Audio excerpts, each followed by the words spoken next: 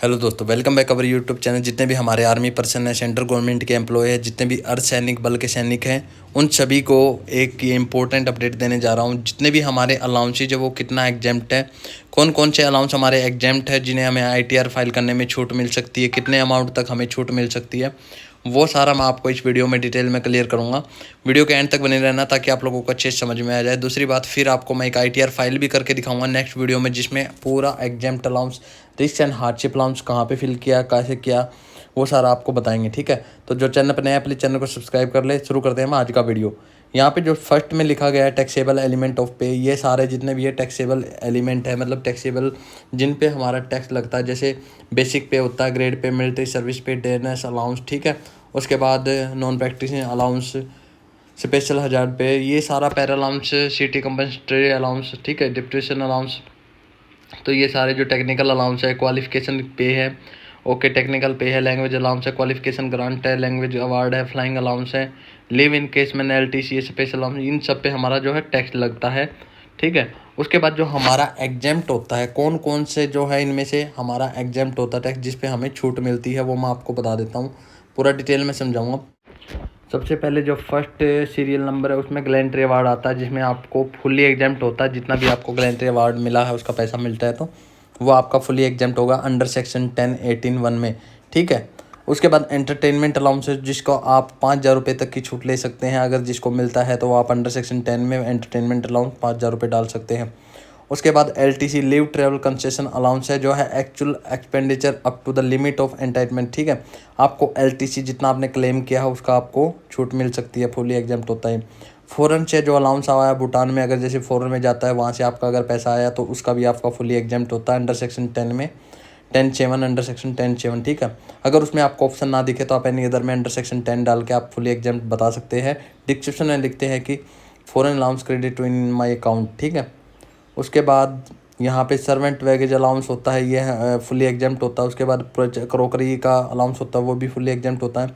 Outfit allowance on posting to embassy, ठीक है, जो हमारा आउटफिट अलाउंस आता है पोस्टिंग जब हम जाते हैं जैसे एम्बेसी वगैरह में, तो वो हमारा फुली एग्जाम्प्ट रहता है। उसके बाद एरियर आता है, जो है कैश ग्रांट आता है, एरियर आता है जो हमारा फ़ॉरन से, जैसे नेपाल हुआ, भूटान हुआ, वहाँ से, वो भी फुली एग्जाम्प्ट रहेगा अंडर सेक्शन 10 में।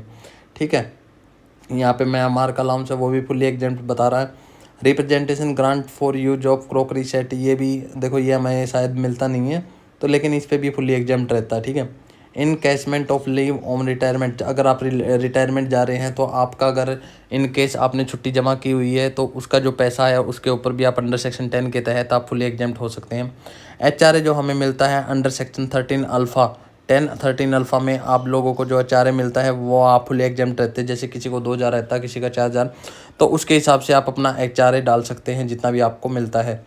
चिल्ड्रन अलाउंस होता है जो भी आर्मी पर्सन का 27,000 कुछ मिलता है। वैसे यहाँ पे बता रखा है 100 रुपये पर मंथ के हिसाब से, child up to maximum 2 children का आप डाल सकते हैं 100 रुपये पर मंथ के हिसाब से, लेकिन हमें मिलता है 27,000 कुछ मिलता है।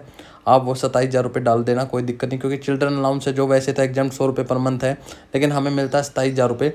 तो आप वैसे आप देख लेना, एडजस्ट अगर हो सकता है तो 100 रुपये के हिसाब से डालना, अदरवाइज 27,000 रुपये आप डाल देना।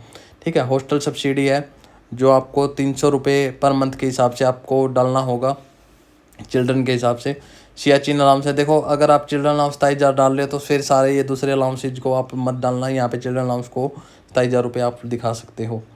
Specially compensatory allowance locality was, ठीक है, इसका भी आप 1,300 रुपये पर मंथ है। SC/BA/B कैटेगरी में यहाँ पे ये हमें नहीं मिलता शायद यहाँ पे। उसके बाद है कंपनसेटरी फील्ड एरिया अलाउंस होता है, जो हमें 2,600 रुपये पर मंथ के हिसाब से, आप CFAA बोलते हैं, जिसको अंडर सेक्शन 10 में आप 2,600 रुपये पर मंथ के हिसाब से छूट ले सकते हैं। उसके बाद compensatory modified field area allowance में आप अगर जा रखे वहाँ पे 1,000 रुपये पर मंथ के हिसाब से आप अपना एग्जाम ले सकते हैं अंडर सेक्शन 14 सेकेंड में, 10-14 सेकेंड में। उसके बाद any special allowance in nature of counter insurance allowance में आप जा सकते हैं, तो वहाँ पे 39 रुपये पर मंथ के हिसाब से आपको अलाउंस एग्जाम्प्ट है। उसके बाद आपका ट्रांसपोर्ट अलाउंस है जो ग्रांटेड है,